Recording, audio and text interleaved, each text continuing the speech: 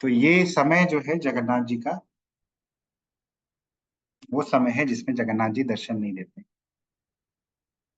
तो पिछले हफ्ते स्नान पूर्णिमा थी, और स्नान पूर्णिमा से 14 दिन तक जगन्नाथ जी दर्शन नहीं देंगे। और ये जो समय है ये अवसर का समय है, तो हम लोग इस अवसर पर जगन्नाथ जी के बारे में थोड़ा जानेंगे। जगन्नाथ जी, हालांकि हम लोग पहले भी ये डिस्कस किए हैं, चर्चा किए हैं इस पे, लेकिन थोड़ा फिर से हम लोग इसका पुनरावलोकन करेंगे, रिवीजन करेंगे। तो जगन्नाथ जी के बारे में थोड़ा हम लोग देखेंगे आज। तो उड़ीसा जो जगह है जिसको उत्कल क्षेत्र कहते हैं, उसके पूर्वी तट पर स्थित एक अत्यंत पावन स्थान है जिसका नाम है जगन्नाथपुरी। और हर साल हम लोग देखते हैं कि यहाँ पे रथ यात्रा का आयोजन होता है, जो कि नेक्स्ट वीक होने वाला है। और जगन्नाथ जी, बलदेव जी, उनकी बहन सुभद्रा जी को मंदिर से बाहर पहले लाया जाता है, और मंदिर से बाहर लाकर उन्हें एक एक विशाल रथ पे रखते हैं। तो वो भी हम लोग देखेंगे थोड़ा डिटेल में अगले हफ्ते। जगन्नाथ जी के रथों के बारे में, जगन्नाथ जी के रथ के डिस्क्रिप्शन भी देखेंगे हम लोग। और भक्त लोग क्या करते हैं कि इस रथ को खींचकर गुंडीचा मंदिर तक ले जाते हैं, जहां जगन्नाथ जी, बलदेव जी और सुभद्रा जी 1 सप्ताह तक विश्राम करते हैं, और फिर पुनः जगन्नाथ मंदिर में लौट आते हैं। तो ये पूरा क्रम रहता है जो कि आने वाले सप्ताह में होने वाला है। अभी जहाँ विश्राम कर रहे हैं वो कौन जगह है? अभी तो मंदिर जो जगन्नाथ मंदिर है वहां पे रहते हैं। मतलब मेन मंदिर जहाँ सब लोग मेन दर्शन। मंदिर जो है, हाँ, अभी वहीं पे रहते हैं, जहाँ विश्राम कर रहे हैं वहीं पे कर रहे हैं। वहां पे एक चेम्बर है मंदिर का गर्भगृह के बगल में ही, जहाँ पे वो विश्राम करते हैं।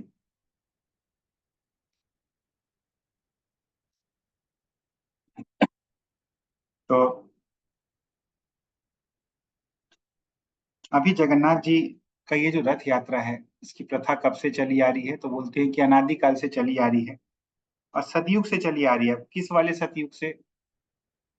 बहुत बहुत काल से चली आ रही है। किस सतयुग से चली आ रही है उसका भी डिटेल हम लोग को एग्जैक्टली पता नहीं है। इस वाले चतुर्युगी के सतयुग से कि उसके पहले वाले चतुर्युगी के सतयुग से, ये चिरकाल से ये जगन्नाथ जी का स्थान है, जगन्नाथपुरी।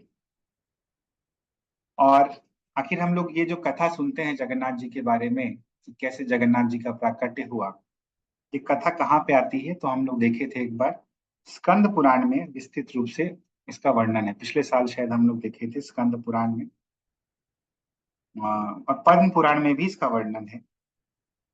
तो और इवन हम लोग बृहद बृहद भागवतामृत, जो कि सनातन गोस्वामी द्वारा रचित है, उसमें भी उल्लेख देखते हैं जगन्नाथ जी का। तो रथ यात्रा आखिर भगवान का क्यों ऑर्गेनाइज होता है, भगवान जी का क्या उद्देश्य है? तो जगन्नाथ जी का उद्देश्य ये है कि बहुत सारे लोग मंदिर में वर्ष भर प्रवेश नहीं पा पाते। उन लोग वो लोग भगवान के मंदिर में एंट्री नहीं कर पाते हैं, तो भगवान उनके लिए भी दर्शन देते हैं, उनको भी दर्शन देते हैं, उनको भी दर्शन का सौभाग्य मिले। तो ये रथ यात्रा का एक बाह्य कारण है कि जगन्नाथ जी बाहर निकलते हैं दर्शन देने के लिए सबको। लेकिन इसका गूढ़ रहस्य भी है, इसका एक सीक्रेट रहस्य है, जिसको चैतन्य महाप्रभु ने प्रकट किया है। तो ये जो जगन्नाथ मंदिर है, इसको द्वारका या कुरुक्षेत्र से कंपेयर कर सकते हैं। और गुंडीचा मंदिर जो है ये वृंदावन का प्रतीक है।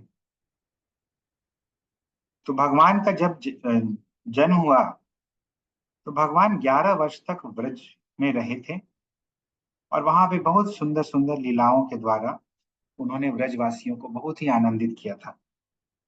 और उसके पश्चात हमें पता है कि वे अक्रूर जी के साथ मथुरा चले गए थे और वहां पे कंस का उन्होंने वध किया था।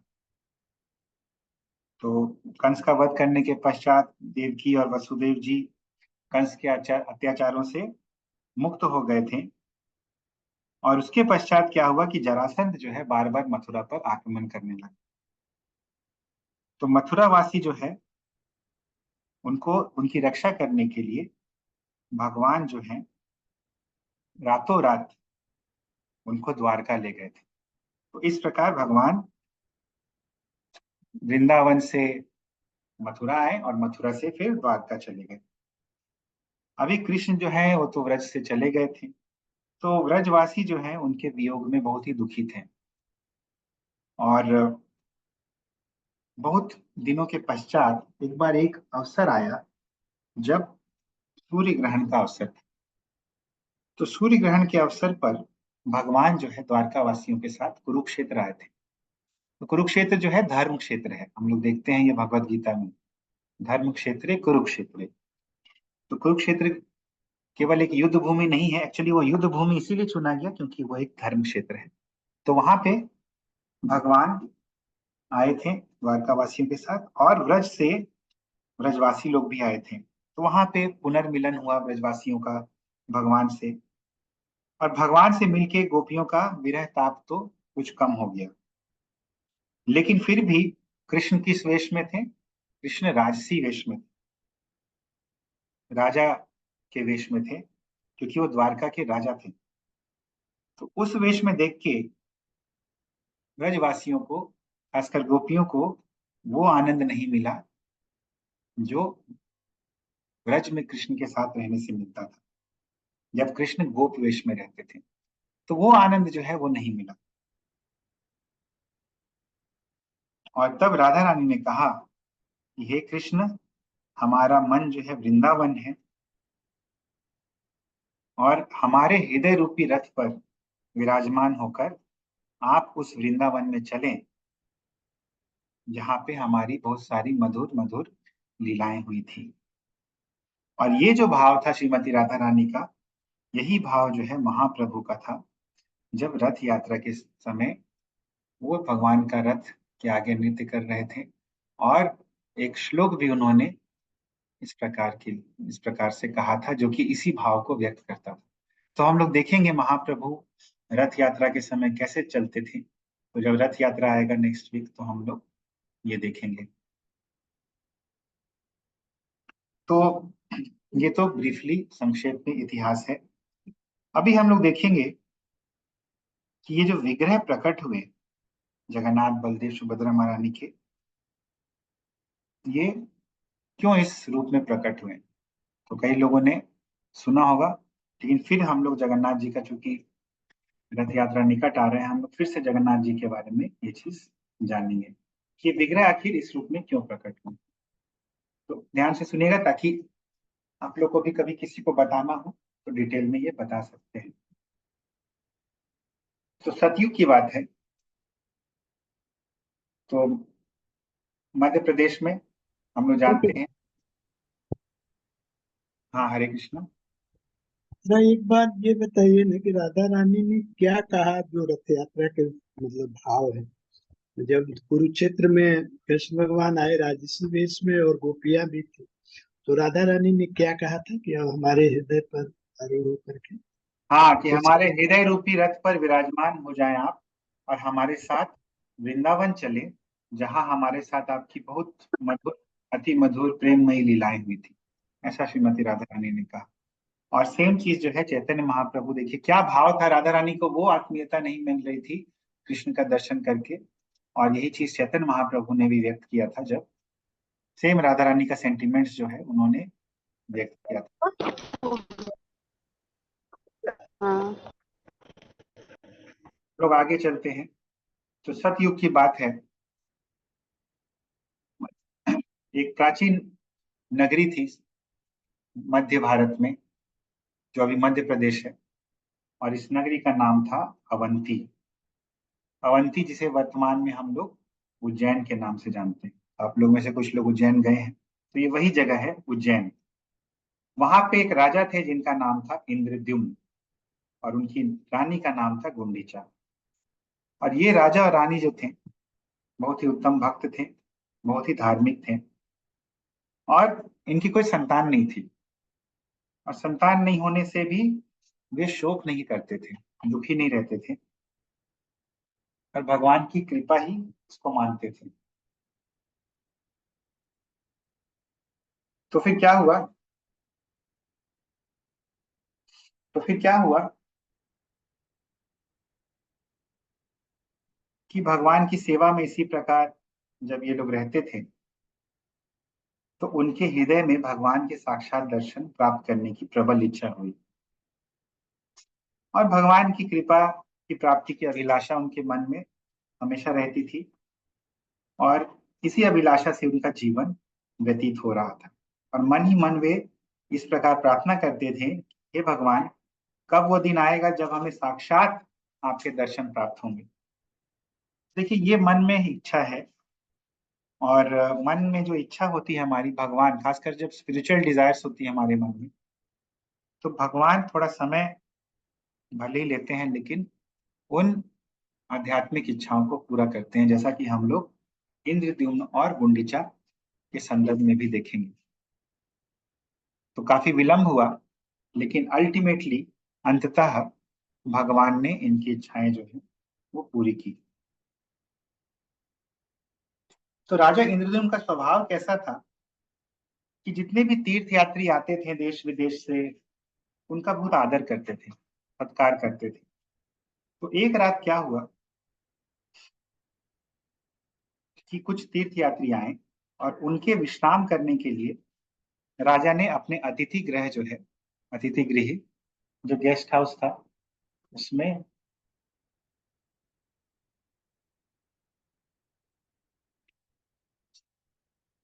तो उसमें उन्होंने व्यवस्था की इनके रुकने के लिए, सभी तीर्थयात्रियों के रुकने के लिए। और ये तीर्थयात्री कुछ विशेष तीर्थयात्री थे। क्या विशेषता थी इनकी? कि ये लोग कहीं से आ रहे थे दर्शन करके। इनका भगवान के बहुत ही सुंदर चतुर्भुज विग्रह का, और ये चतुर्भुज विग्रह का नाम था नील माधव। तो नील माधव का दर्शन करके ये लोग लौट रहे थे, और आपस में नील माधव की महिमा का ये लोग गुणगान कर रहे थे। देखिए, काफी डिटेल में हम लोग ये भी चर्चा कर रहे हैं, ताकि सब लोग आप ये पता रहे कि किस प्रकार जगन्नाथ जी प्रकट हुए। तो जब तीर्थयात्री आपस में बातें कर रहे थे, एक ब्राह्मण वहां पे था जो कि राजा के राज्य का ही था। तो उस ब्राह्मण ने इन तीर्थयात्रियों का जो वार्तालाप है वो सुना, और राजा के मंत्री को उसने बतलाया। और पुनः क्या हुआ, उस मंत्री ने अपने राजा इंद्रद्युम्न को बतला दी ये बात। तो इस प्रकार ये बात जो है पहुंची राजा के पास।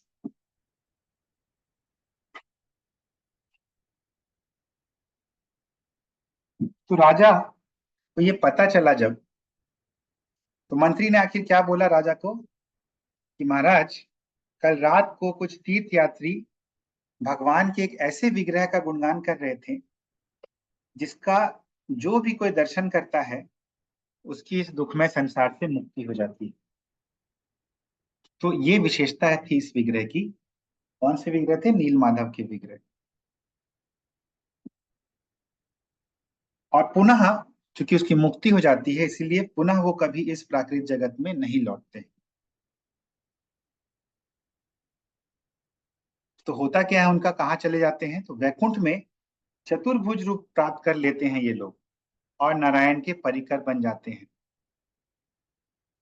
तो ये कौन सी मुक्ति मिल जाती है उनको?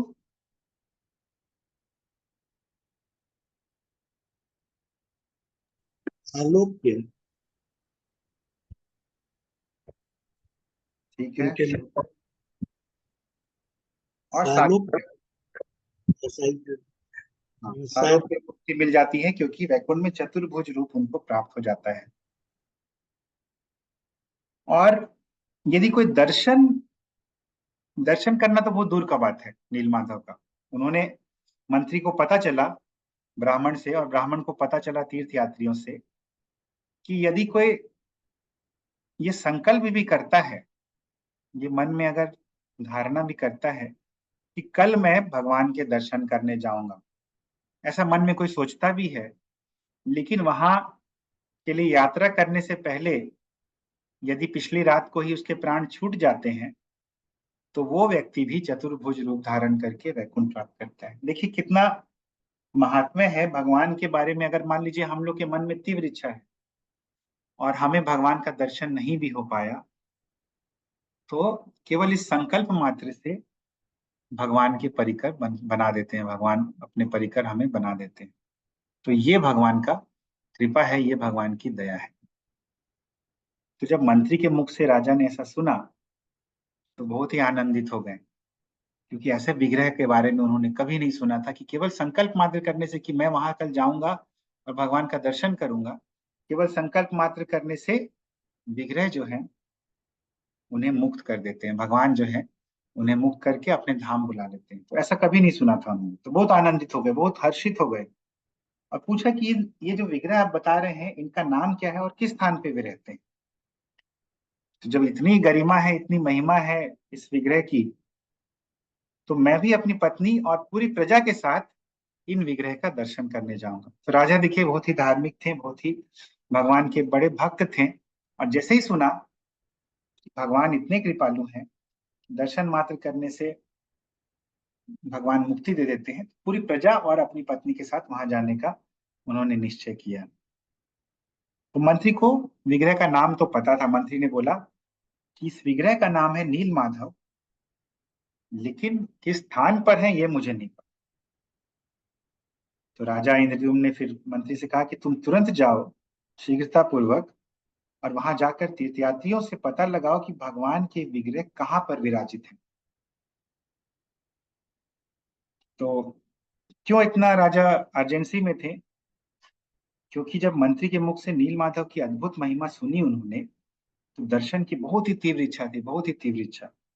और मन ही मन सोचने लगे कि किस प्रकार मैं दर्शन कर सकूंगा नील माधव का, कहाँ पे वे रहते हैं, क्या वे तीर्थयात्री हमको भगवान के नील माधव के विषय में बतलाएंगे कि कहाँ वे रहते हैं। तो बहुत सारी चिंताएं हो गई। देखिए भगवान के लिए चिंताएं हो गई, भगवान का दर्शन करने के लिए चिंता हो गई।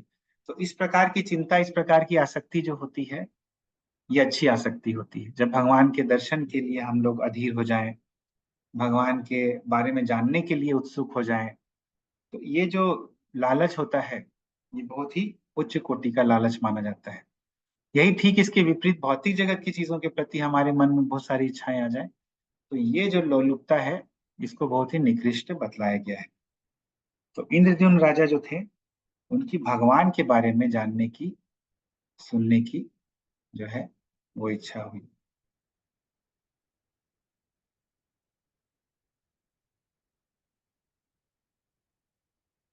तो 1 मिनट दीजिएगा।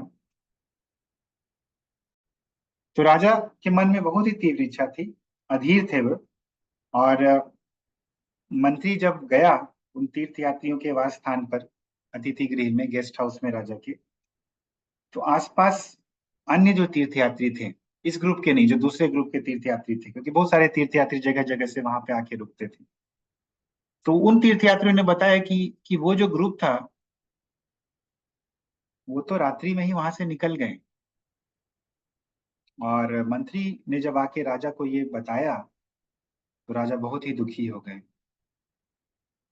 लेकिन दुखी होने के साथ साथ उन्होंने ये निश्चय किया कि मैं जरूर ये प्रयास करूंगा कि ये जो नील माधव के विग्रह हैं ये कहाँ पे रहते हैं।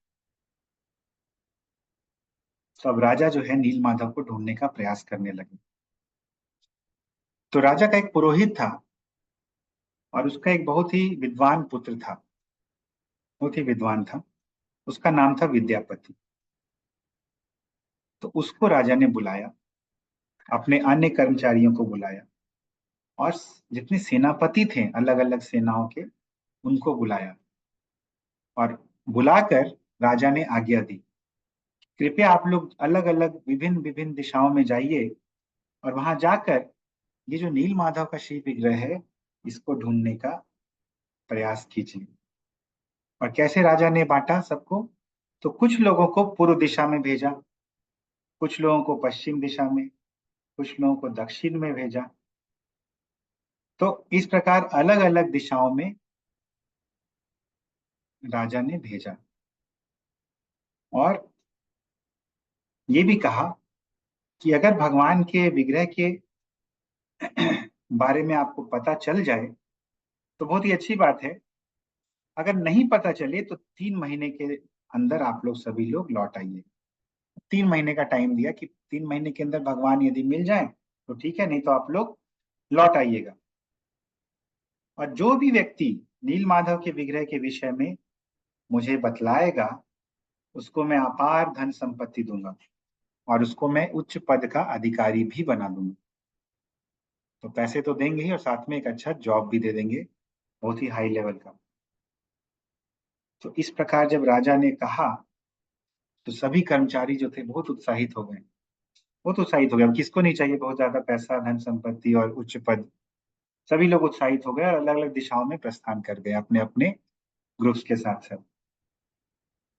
और ये जो विद्यापति थे, जो पुरोहित के पुत्र थे, ये भी अपनी दिशा यानी इनको पूर्व दिशा जो दी गई थी उस दिशा की ओर प्रस्थान किए। बहुत ही गुणवान थे विद्यापति, बहुत ही सुंदर थे, सुकुमार थे, सभी गुण थे इनमें। तो 3 महीने का समय जो है धीरे धीरे बीतने लगा और सभी राजकर्मचारी और सेनापति जो हैं असफल होकर लौट आए, एक्सेप्ट एक व्यक्ति जो कि थे विद्यापति। तो विद्यापति अभी तक नहीं लौटे। तो पहली बात तो नीलमाधव के विषय में किसी को कुछ पता नहीं चला, और दूसरे साथ साथ में विद्यापति के बारे में भी अभी कुछ पता नहीं चल रहा है। अरे विद्यापति किधर चले गए? सब लोग ये आश्चर्य कर रहे हैं कि वो अभी तक नहीं आए, चिंतित हो रहे थे सब लोग। कोई बताने वाला भी नहीं था, अकेले ही चले गए थे विद्यापति। तो इस प्रकार इधर चिंता हो रही थी विद्यापति के विषय में। और इधर विद्यापति किधर थे?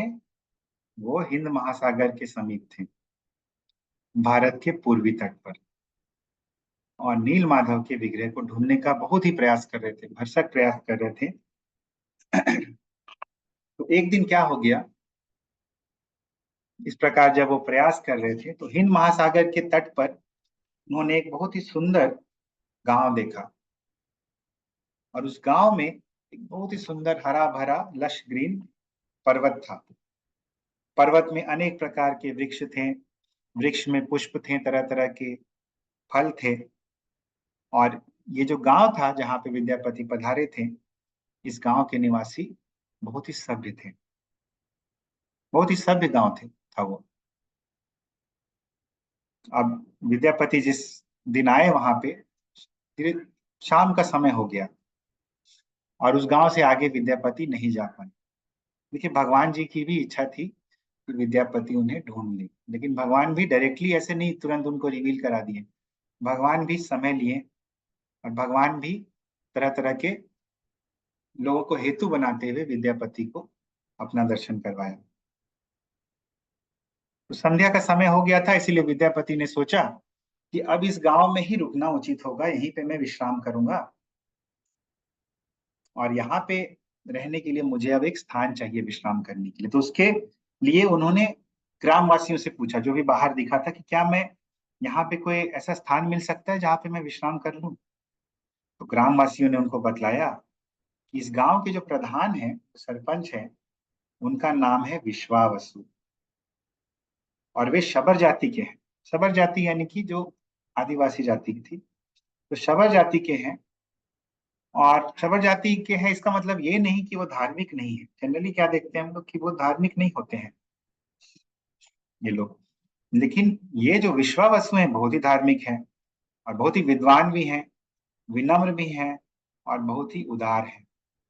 तो इस गांव में जब भी कोई यात्री आता है तो इन्हीं के यहाँ रुकता है, इसलिए निसंकोच होकर आप वहां पे चले जाइए। तो विद्यापति इस आश्वासन को सुनकर बहुत ही प्रसन्न हुए और वो विश्वावसु के घर पे चले गए। और वहां पे उन्होंने दरवाजा खटखटाया। जब दरवाजा खटखटाया तो विश्वावसु की पुत्री जो थी, जो कि 16 साल की थी, इसका नाम था ललिता।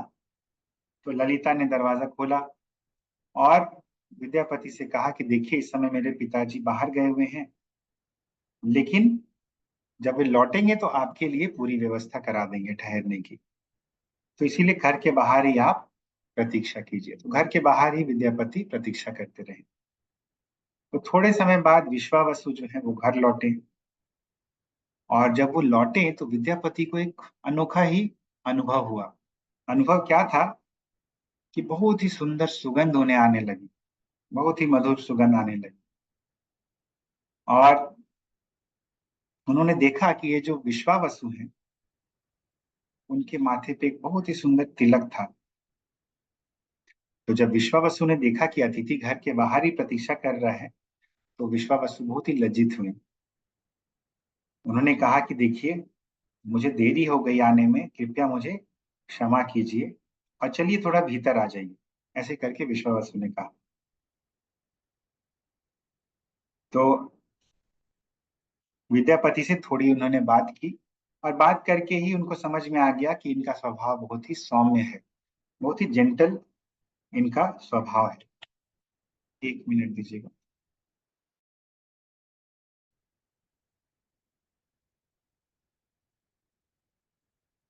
तो इस प्रकार विद्यापति का स्वभाव उनको बहुत ही अच्छा लगा और बहुत ही प्रसन्न थे वो विद्यापति के साथ मिलकर। और विद्यापति से उन्होंने कहा कि यदि आप चाहें तो यहाँ पे कुछ दिन और रह सकते हैं। और अपनी पुत्री से उन्होंने कहा, ललिता से, कि देखो, इस ब्राह्मण का अच्छे से आदर सत्कार करो और देखो कि खाने पीने में कोई कमी ना आए। जो भी इन्हें चाहिए खाने पीने की वस्तु, वो इन्हें सुलभ कराओ। तो विद्यापति इस प्रकार वहां रहने लगे। उस रात को वहीं भोजन किया, वहीं विश्राम किया। और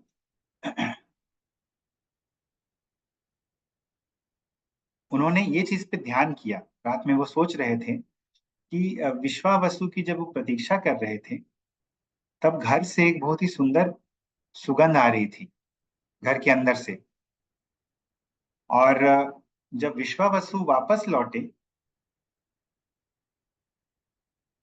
तो फिर ये सुगंध जो है बहुत ही बढ़ गई थी।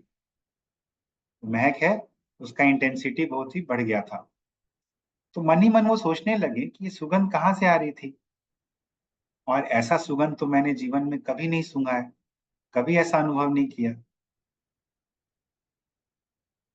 और उनको ऐसा लगा कि जरूर इसके पीछे कोई रहस्य है।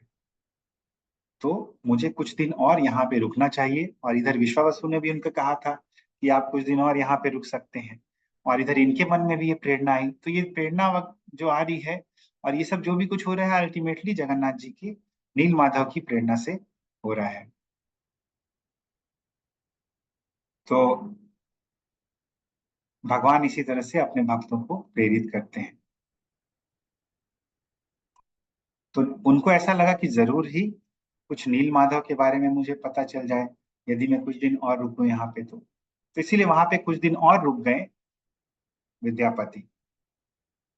और रुके थे तो फिर जब भी समय मिलता था, नील माधव को आसपास खोजने लगते थे कि हाँ चलो, इधर से थोड़ा इधर जाके खोजते हैं, नील माधव कहीं दिख जाए। इस प्रकार खोज रहे थे नील माधव को विद्यापति। और इधर ललिता जो है विद्यापति की सेवा करती थी। और विद्यापति की सेवा करते करते उनके प्रति ललिता की प्रीति जो है धीरे धीरे उत्पन्न हो गई। और विद्यापति की भी घनिष्ठता उसके साथ बढ़ने लगी और दोनों में धीरे धीरे प्रेम हो गया। तो ये जो विश्वावसु थे, ये विवाहित थे। और चूंकि प्रेम हो गया था, इसीलिए विवाहित होने पर भी विद्यापति ने विश्वावसु से अनुमति मांगी कि क्या मैं आपकी पुत्री के साथ विवाह कर सकता हूँ। और विद्यापति के इस प्रस्ताव पर विश्वावसु जो है वो सहमत हो गए। और उसी गांव में दोनों का विवाह जो है संपन्न करा दिया। विश्वास हरे कृष्णा। हाँ, क्या ये विद्यापति विवाहित थे क्या पहले से? हाँ हाँ, विद्यापति पहले से ही विवाहित थे, उनके ग्रामीण पत्नी थी। तो दोनों का विवाह हो गया। और विश्वावसु उसी प्रकार जैसे उस दिन गए थे, प्रतिदिन बाहर जाते थे और संध्या काल में लौटते थे। और जब भी लौटते थे उनके शरीर से एक अद्भुत सुगंध आती थी। तो एक दिन विद्यापति ने एकांत में अपनी पत्नी ललिता से कहा कि हे प्रिय, कि देखो अब तो तुम मेरी पत्नी हो और तुमको मुझ पर पूर्ण विश्वास हो गया है। क्या तुम ये मुझे बता सकती हो कि तुम्हारे पिताजी जो हैं प्रतिदिन करने कहाँ जाते हैं, और इतनी विचित्र सुगंध उनके शरीर से कैसे आती है? तो ललिता ने उत्तर दिया कि मैं नहीं बतला सकती। क्यों? क्योंकि मेरे पिताजी की आज्ञा है कि मैं इस रहस्य को किसी को भी नहीं बतलाऊं। ये बहुत ही गोपनीय है, कॉन्फिडेंशियल है। तो विद्यापति ने पूछा कि क्या तुम मुझे भी नहीं बतला सकती? तुम तो मेरी पत्नी हो और हमारे बीच ऐसा कुछ गोपनीय रहस्य नहीं होना चाहिए। तो ललिता को जब इस प्रकार प्रेरित किया विद्यापति ने, तो ललिता ने कहा कि देखिए, आप मुझे वचन दीजिए कि इस रहस्य को किसी के सामने आप प्रकट नहीं करेंगे। तो विद्यापति ने उत्तर दिया कि पत्नी को इस प्रकार पति पर कभी संदेह नहीं करना चाहिए, और मैं जानता हूं कि तुम एक पतिव्रता स्त्री हो, इसीलिए तुम्हें ये बात मुझे जरूर बतलानी चाहिए। ऐसा बोल के विद्यापति मौन हो गए। तो विद्यापति ने ये नहीं बोला कि मैं ये रहस्य किसी को नहीं बतलाऊंगा, बस इतना कहा कि पत्नी को पति पर किसी भी बात का संदेह नहीं होना चाहिए, और तुम एक पतिव्रता स्त्री हो, इसीलिए रहस्य तुम्हें अवश्य बतलाना चाहिए। तब ललिता जो है, शी रिलेंटेड, और बोली वो कि ठीक है, मैं आपको बतला देती हूँ। मेरे पिताजी जो हैं भगवान की एक श्री मूर्ति का अर्चन पूजन करने जाते हैं। और विद्यापति और जिज्ञासु हो गए, बोले कौन सी श्री मूर्ति, कौन से विग्रह? तो ललिता ने कहा कि मैंने तो वचन दिया है अपने पिताजी को कि मैं इस रहस्य को किसी को नहीं बतलाऊंगी, लेकिन चूंकि आप मेरे पति हैं, इसीलिए आपको ही बतला रही हूं मैं कि वो जो है, मेरे पिताजी जो हैं, वे नील माधव की पूजा करने जाते हैं। तो देखिए, भगवान ने इस प्रकार रिवील करवाया। तो नील माधव का नाम जैसे ही सुना, विद्यापति अत्यंत प्रसन्न हो गए और सोचने लगे मन ही मन कि फाइनली नील माधव का जो नाम है, अल्टीमेटली मुझे सुनने को मिला। कितने दिन से मैं खोज रहा था इनको, और आज जाके उनका नाम जो है मुझे फाइनली सुनने को मिला। तो नील माधव जरूर आसपास ही होंगे, क्योंकि विद्यापति पैदल ही जाते हैं, विश्वावसु तो पैदल ही जाते हैं। तो विद्यापति, अभी क्या हुआ, अभी जब उनको इतना हिंट मिल गया ललिता से, तो और ज्यादा अब उनको जिज्ञासा हुई, कैसे पता करूं नील माधव के बारे में। और प्रेम का प्रदर्शन करने लगे ललिता के प्रति। और ललिता भी बहुत ही अ, प्रसन्न हो गई, इतना अत्यंत प्रेम पूर्ण व्यवहार देखा जब अपने पति का। तो नील माधव के विषय में बहुत सारी बातें वो बतलाने लगी धीरे धीरे करके विद्यापति को। और विद्यापति उससे पूछते रहते थे और ये बतलाते जाती थी। और एक दिन विद्यापति ने उनसे कहा कि देखो, क्या तुम अपने पिताजी से निवेदन कर सकती हो कि मुझे भी अपने साथ लेके जाएं? तो ललिता बोली कि ठीक है, मैं अवश्य ही आपकी सहायता करूंगी। तो जब संध्या के समय पूजा करके लौटे विश्वावसु, तो जब वो प्रसाद ग्रहण कर लिए, समय जब देखा ललिता ने कि उचित समय है पूछने का, तो अपने पिता के पास गई और बहुत ही स्नेह और प्रीति के साथ बोली कि देखिए पिताजी, मैं आपसे कुछ मांगना चाहती हूँ। तो विश्वावसु ने पूछा कि तुम्हें क्या चाहिए? तो ललिता ने कहा कि मैं आपसे कुछ विशेष वस्तु मांगना चाहती हूँ, और मैं जानती हूँ कि आप इसको देने में संकोच करेंगे, लेकिन आपको वह वस्तु मुझे देनी ही। तो विश्वावसु ने बोला ठीक है, बताओ क्या चाहती हो? तो ललिता ने कहा कि हे पिताजी, मेरे पति जो है नील माधव के दर्शन करना चाहते हैं, और मैं चाहती हूँ कि आप उनको अपने साथ लेके जाएं। विश्वावसु ने जैसे ही सुना, अभी तो बहुत ही स्नेह वाले अवस्था में थे वो, लेकिन स्नेह वाले मूड से वो बिल्कुल गंभीर मूड में आ गए, बहुत ही सीरियस हो गए और सोचने लगे कि इस विद्यापति को साथ में ले जाना सही होगा। और वो जानते थे कि कोई भी अनाधिकारी व्यक्ति जो है यदि नील माधव के दर्शन करने पहुंच जाएगा तो जो प्रभु है नील माधव जो है वे अप्रकट हो जाएंगे। ये पता था उनको ये बात, इसीलिए वो भयभीत थे कि अगर इस विद्यापति को मैं ले जाता हूँ तो नील माधव अप्रकट ना हो जाए कहीं। इस बात का उनको भय था, बहुत ही चिंतित रहने लगे, वो भय सताने लगा। तो ललिता इधर खड़ी थी अपना निवेदन लेके। तो ललिता ने जब देखा कि पिताजी थोड़े सहमत नहीं है तो उन्होंने कहा कि देखिए, यदि आप मेरे पति को नील माधव का दर्शन कराने के लिए अपने साथ नहीं लेके जाएंगे तो मैं अभी विष खाकर अपने प्राण त्याग दूंगी। फाइनल जो नास्त्र है उन्होंने, ललिता ने अपने पिता पे ये किया और बोली कि देखिए, यदि आप नहीं मान रहे हैं मेरे इस प्रस्ताव को, इस निवेदन को, तो इसका यही मतलब है कि आप मुझे प्यार नहीं करते। और यह कहकर ऐसा कि जैसे कि वो अभी तुरंत विष खा लेगी ललिता। तो इस प्रकार जब किया ललिता ने तो ये अल्टीमेट अस्त्र होता है, विष खा लूंगा, लूंगी, ये कर लूंगी। तो बाध्य हो गए कौन, विश्वावसु। और बोले कि ठीक है, तुम जैसा चाहती हो वैसा ही होगा।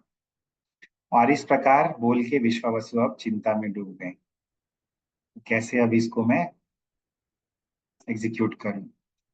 तो दुविधा में पड़ गए कि एक तरफ पुत्री थी और दूसरी तरफ नील माधव अदृश्य हो जाएंगे, इसकी आशंका थी। तो बहुत विचार करके उन्होंने ललिता से कहा कि हे पुत्री, मैं नहीं चाहता हूं कि तुम अपने प्राणों का त्याग करो। मैं तुम्हारे पति को नील माधव का दर्शन करने के लिए जरूर ले जाऊंगा, लेकिन मेरी भी एक शर्त है। और शर्त क्या थी कि जब मैं उसको ले जाऊंगा तो मैं उसकी आंखों पर काली पट्टी बांध दूंगा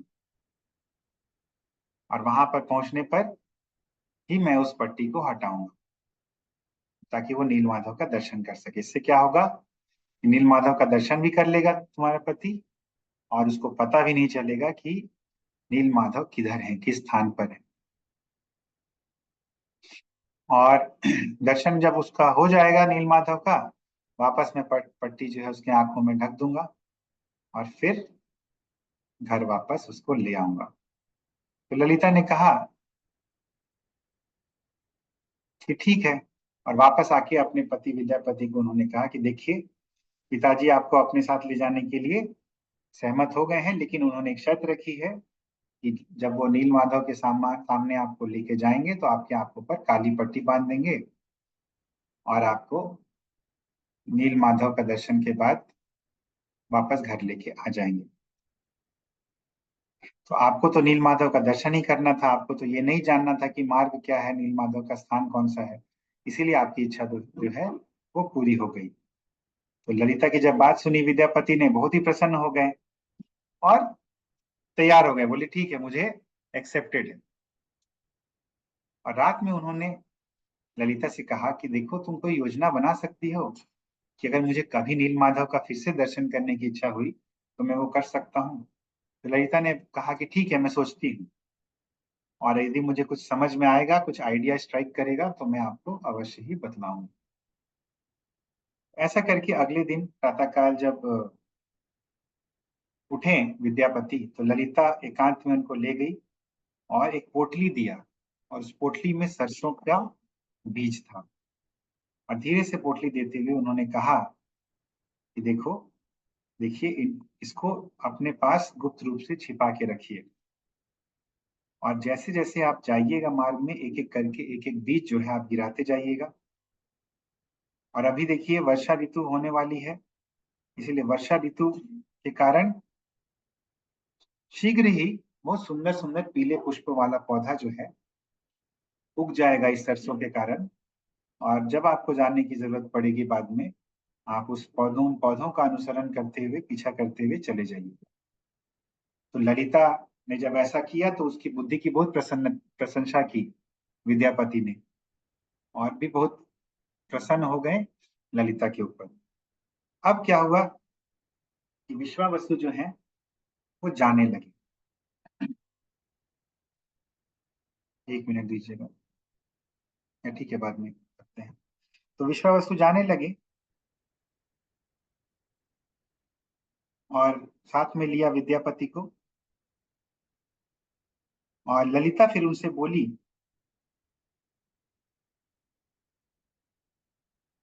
कि आप इनको पट्टी बांधकर आज ही अपने साथ लेके जाइए। अगले दिन जब जाने लगे विश्वावसु, तो विश्वावसु विद्यापति को बैलगाड़ी में बैठा लिए और आंखों पर काली पट्टी बांध दी। और विद्यापति को कैसे ले जा रहे थे विश्वावसु? तो टेढ़े मेढ़े रास्ते से ले जाने लगे, ऐसा स्ट्रेट रास्ता से नहीं ले जा रहे थे। कभी इधर घुमाते थे बैलगाड़ी, कभी उधर घुमाते थे।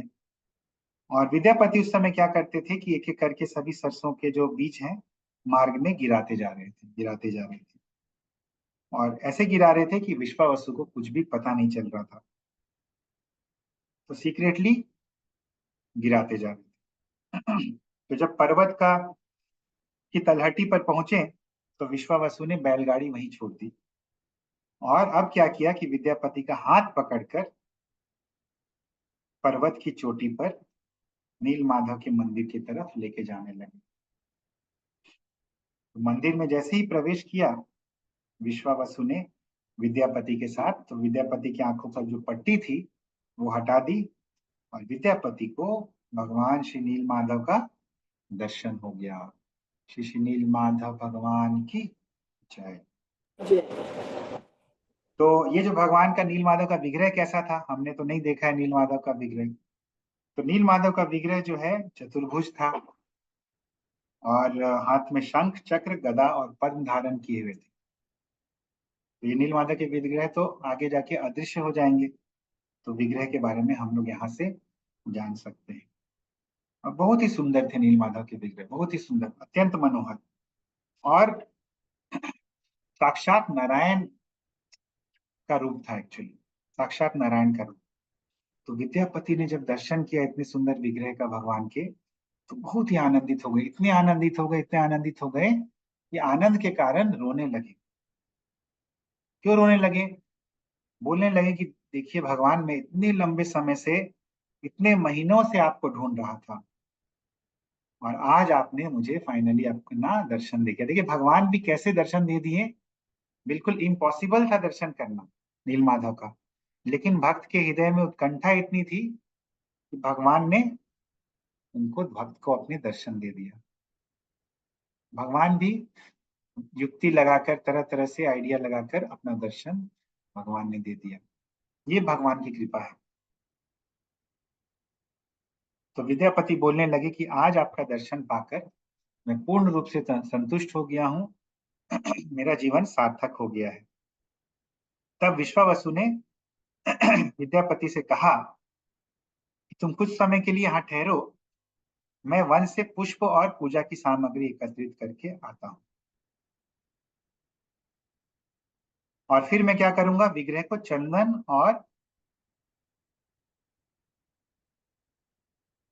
और कुछ अन्य द्रव्यों को अर्पण करूंगा, और फिर उनकी अर्चना करूंगा, और फिर हम लोग घर की तरफ प्रस्थान करेंगे। और ये कहकर विश्वावसु जो है वन में चले गए।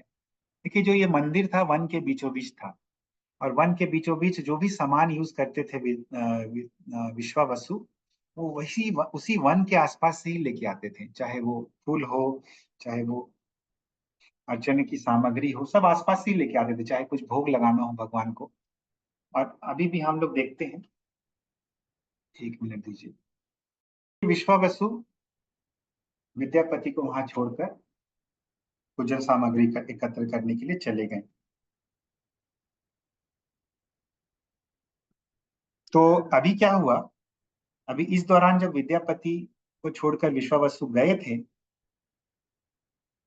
तो विद्यापति प्रतीक्षा कर विद्यापति प्रतीक्षा कर रहे थे विश्वावसु की। और प्रतीक्षा करते करते उन्होंने देखा कि मंदिर के बगल में ही, सामने ही एक बहुत ही सुंदर सरोवर है, और उस सरोवर में कमल के सुंदर सुंदर फूल हैं और उन फूलों पर भौरे जो हैं वो गुंजार कर रहे हैं। अब जो आसपास जो वृक्ष हैं उन वृक्षों पर पक्षी जो हैं बैठे हुए हैं और बहुत ही मधुर स्वर में ये पक्षी जो हैं चहचहा रहे हैं। और सरोवर के तट पे क्या हुआ था कि आम के वृक्षों की डालियां जो हैं वो झुकी हुई थी। बहुत ही सुंदर रमणीय दृश्य था। और आम की वृक्ष की जो डाली झुकी हुई थी उस पर एक काला कौवा बैठा हुआ था और काला कौवा बैठ के झपकी ले रहा था। और विद्यापति ने देखा कि झपकी लेते लेते कौवा जो है सरोवर में गिर गया और सरोवर में जैसे ही गिरा कौवे ने अपना शरीर त्याग दिया और एक सुंदर चतुर्भुज रूप जो है वो धारण कर लिया। तो विद्यापति ने ये आश्चर्यजनक दृश्य जब देखा बिल्कुल आश्चर्यचकित हो गए और उसी क्षण जो है गरुड़ जी जो है वहां उपस्थित हुए और उस तेजस्वी चार चार भुजा वाले जो पुरुष है, जो कौवा जो चतुर्भुज रूपी पुरुष बन गया था, उस पुरुष को अपनी पीठ पर बैठाकर वैकुंठ की तरफ ले चले।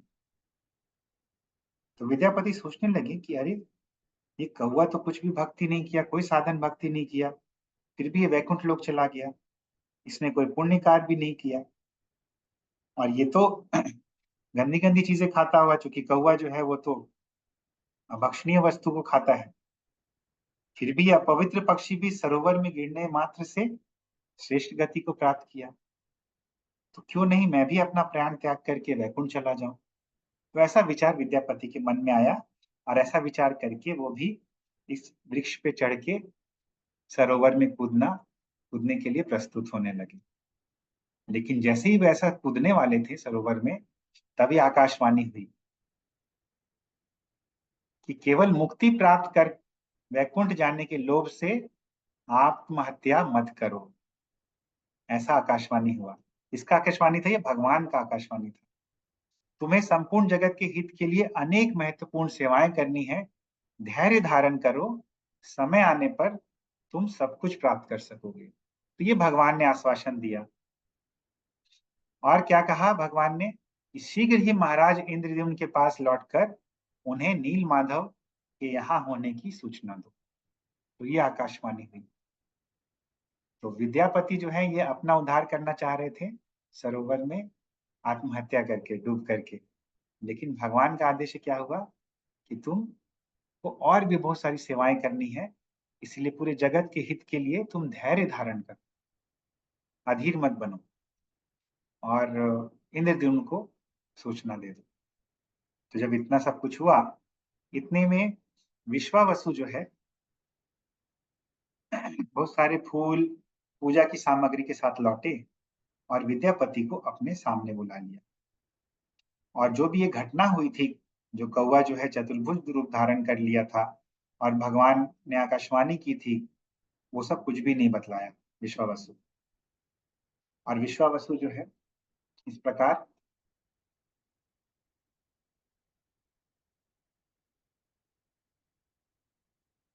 पूजा करने लगे। बहुत प्रकार से स्तव किया, भगवान का स्तुति इत्यादि की और बहुत ही भक्ति से वो नीलमाधव की सेवा करने लगी।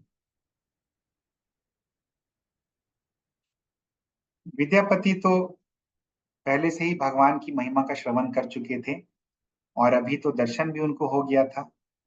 और इस प्रकार जब विश्वावसु सेवा कर रहे थे भगवान की, तो वो देख देख के बस मुग्ध हो रहे थे विद्यापति और मन मन में बहुत ही प्रसन्न हो रहे थे, बहुत ही प्रसन्न हो रहे थे विश्वावसु को पूजा करते हुए देखकर। और फिर जब वापस लौटने का समय आया तो विश्वावसु पुनः जो है विद्यापति की आंखों पर उन्होंने काली पट्टी बांध दी और दोनों घर की तरफ चले।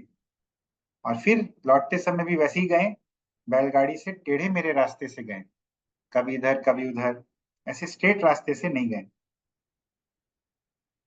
और रात में नील माधव ने स्वप्न में विश्वावसु से कहा कि देखो विश्वावसु, यद्यपि तुमने बहुत समय तक मेरी सेवा की है और मैं तुमसे बहुत ही ज्यादा संतुष्ट हूँ, लेकिन फिर भी मेरा एक और महान भक्त है जिसका नाम है इंद्रद्युम्न। अब मैं उस भक्त से, राजा इंद्रद्युम्न से, भव्य राजसिक सेवा ग्रहण करना चाहता हूँ। तो भगवान की इच्छा होती है तभी कुछ हो पाता है। तो ये सब भी, जो भी कुछ हो रहा है, भगवान की इच्छा से हो रहा है। तो भगवान की इच्छा क्या हुई अभी? राजसिक सेवा ग्रहण करने की, यानी ऐश्वर्य वाली सेवा।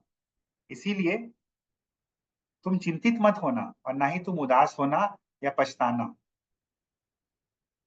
ऐसा करके सब स्वप्न दिया भगवान नीलमाधव ने विश्वावसु को। और विश्वावसु का जब स्वप्न टूटा तो बहुत ही विचलित हो गए और सोचने लगे कि भगवान नीलमाधव अब इंद्रद्युम्न राजा के पास चले जाएंगे। मैं तो सोच भी नहीं सकता कि मैं उनके बिना कैसे जीऊंगा।